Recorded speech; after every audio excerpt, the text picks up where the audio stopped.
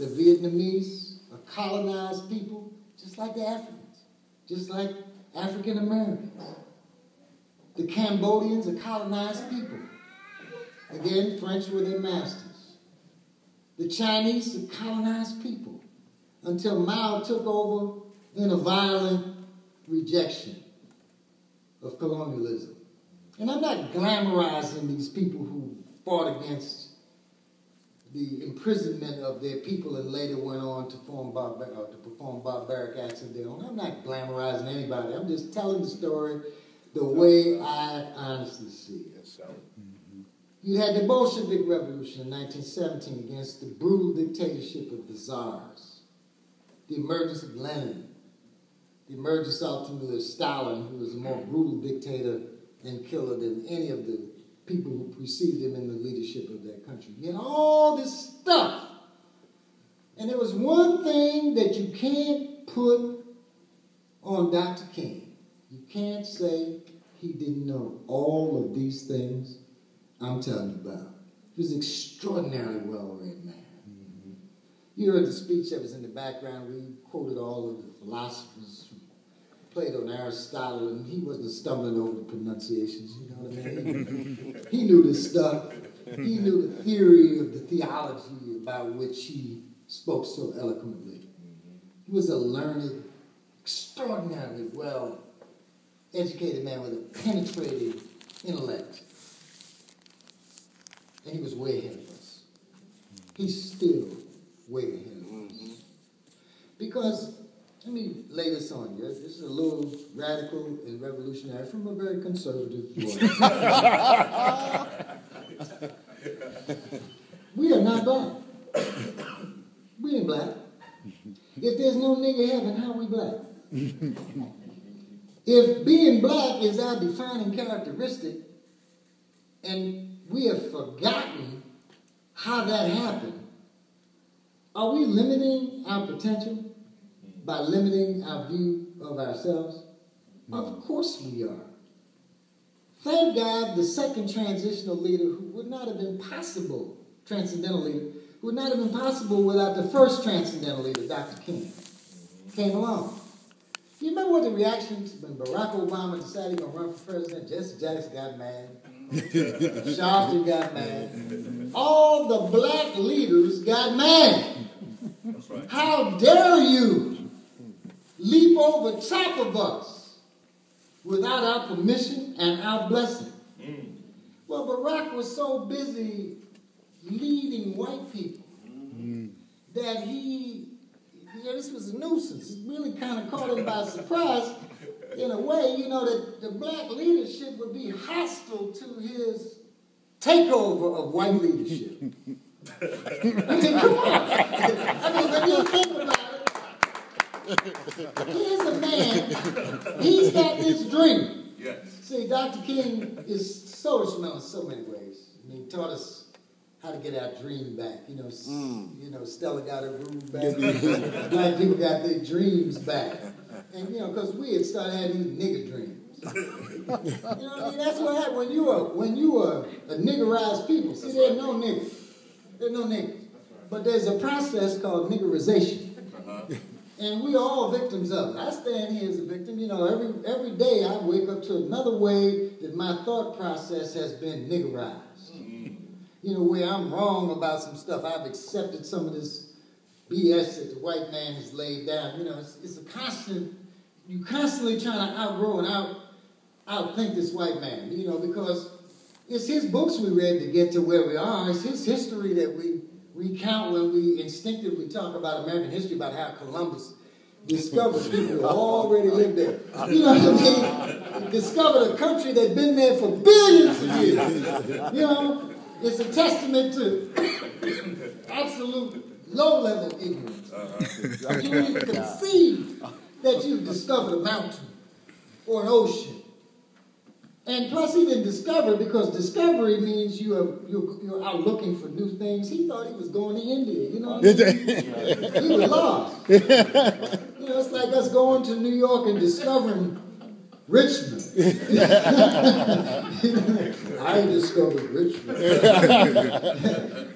Yeah, young folks, you know, at this juncture, and Reverend, at this juncture, I would break into a form of song that uses those words that we only use behind closed doors.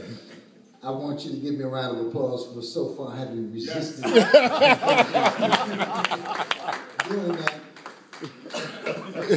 So here we are, man. Here we are. We in the midst of the worst killing machine mankind has ever assembled. The common factor is the factor that he holds up so dear. It's the white man that's doing this killing and plundering and stealing. And Dr. King emerges in the context where he starts out fighting for his piece of the rock. And as he grows in spirit, he sees that this is a transcendental fight between good and evil on the highest spiritual level. And so he gets the call to get involved in Vietnam, and when he does, that's when the government decided this Negro becoming too powerful. This Negro can hurt somebody. He can disrupt our entire stealing agenda. Right. He can disrupt all of the goods and services that we kill so many people to obtain. This is a dangerous nigger. Yes. And as soon as they decide, he wasn't dangerous to him when he was a civil rights guy. They just followed him, wiretapped him, you know, tried to talk him out of this, tried to trick him into this, that, and the other. But the next step, to kill him, oh, that's when your category of danger has changed. And remember, Malcolm reached that category of threat. You know, red alert, dangerous, truly dangerous Negro, hire some Negroes to kill him. He reached that in 1964. But when they did this to the man of peace, the man of nonviolence, do you remember what our reaction was? I mean, look, I'm a Malcolm guy. I'm still mourning Malcolm, and I read in the paper the next day and see on the news all this rioting and eruption because they have killed Dr. King. And I broke down. These are some truly vile human beings if they can kill that man. Malcolm, I could understand. Malcolm was going gun to gun. You know, hey, you mess with me and my boys, we gonna mess with you. But Dr. King was a different kind of guy. He's a different kind of guy. Now, if you go back and reread his speeches, he covered a variety of topics germane to the modern Negro's problem. You know, we got a new kind of Negro out here. I call him the modern Negro. He ain't really mad no more. Yep. It reminds me of the story of the lion who gets caught and he gets put in a cage. And if you leave the door cracked, that lion gonna bust through the door. He gonna take out a few white folks, innocent or guilty, on his way to freedom because he knows what he had. He knows what he lost. He's angry about it. He's motivated to get it back. And he will use any means necessary to get his freedom. But he has a kid while he's in the cage. Dad, tell me what it was like back in the day. This kid never knew freedom. But at least he is the son of a freedom fighter. And so he's got some shot at carrying the legacy, you know, because in the abstract he can understand what he lost. He can see outside the cage, but he's never been outside the cage. Yes, sir. Then there's the third generation, grandson. Oh, his understanding of freedom is less real and more abstract, certainly than granddaddy, who knew what he lost because he had it once. Certainly less than daddy, the son of granddaddy, who could hear the stories. But he has no experience whatsoever in freedom, actual freedom. What is it like to be free? What is it that they took away from his granddaddy? And you know, by the time the grandson comes along, the food is served along with a menu. And they ask him, Mr. Liner, what kind of food do you want? Well, I'll take the prime rib stumps. So he's acclimated himself. What generation are we? I'll tell you what generation we are. The 7th or the 8th. That's how far away we are from understanding the true meaning of running our own world, running our own communities, running our own families, deciding for ourselves what we will teach our young people about who we really are. We don't teach them who we really are. We still scared of the white people. We don't even go to Morgan and demand that the dean out there teach authentic history of how things came to be. He's so busy being scared of the Board of Regents, and I'm not talking about any particular one of them. All of them. The structure's set up like that. They got to go beg the Board of Regents. Let me boss. Will you be too angry? If I teach the real truth? Oh, no. I didn't even hear you say that. Okay, boss. No problem. And so you would expect that a traditional black college, historical black college, what they call them, the HSBCs? that would be the first place where we would learn the truth. Now, let me contrast us with the Jews, my favorite people. Now, I dig me some Jews. I'll just be frank with you. I like how they do business. You know, they roll over us. Because they see we ain't ready, but they also understand things about us that we don't understand about ourselves. Because they've been there too. The white man hates them worse than he hates us. You know why the white man hates them so much? They got something. They took some stuff from this white man. Remember, they didn't used to control the film industry because Thomas Edison was a flaming anti-Semite, and 5 poor Jews went out to Hollywood separately. They just said, that's a good idea, let's go out there and start in Hollywood.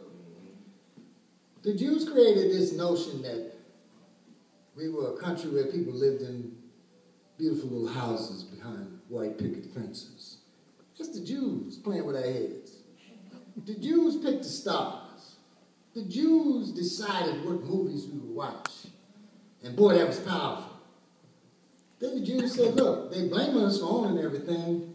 Let's do it. We ain't got nothing to lose. We're already getting blamed. They put out this, the 7 something of Zion or something. Protocols, exactly. 7 protocols of Zion, which is a bunch of crap. You know, and the Jews have always thought they're smarter than everybody, which is why they hate it. Because, see, when you think you're smarter than everybody, you become smarter than everybody. If you think you're dumber than everybody, you become dumber than everybody. And so the Jews have always thought they're smarter than everybody, and so they Einsteins and they Marxists and they Freud start stepping up, and then they tellers and they, you know, all of the guys that invented quantum physics, you know, half of them were Jews. All these semiconductors that we take for granted in our cell phones and stuff, they invented that, the modern medicine, and now they own banks. Big banks. What's the biggest one? Even Barack had to hire people from that bank. Do you know what I'm talking about? Morgan? It's not Morgan. No. See, we're so far from the money. We don't even know what you're doing. We can't even know the name. Goldman Sachs. Goldman Sachs. Biggest, most influential financial organization in the world. Yes, sir. Jews. I ain't mad at them. I'm mad at us. I'm mad at us because we don't think like Jews. Jews take care of families. They do. Jews believe in worship.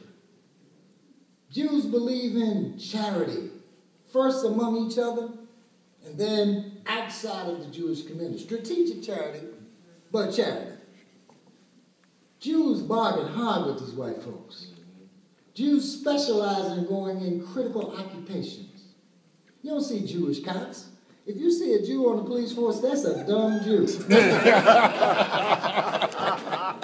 I'm telling you. I love these people. Look, if we suddenly became like them, we'd rule the United States of America. I got news for you. It'd be one Barack after another Barack after another Barack after another Barack. Because we 20%, well, no, what are we now, 13%? 13%. And the Jews are 2% or less. They even convinced this white man to give them a country.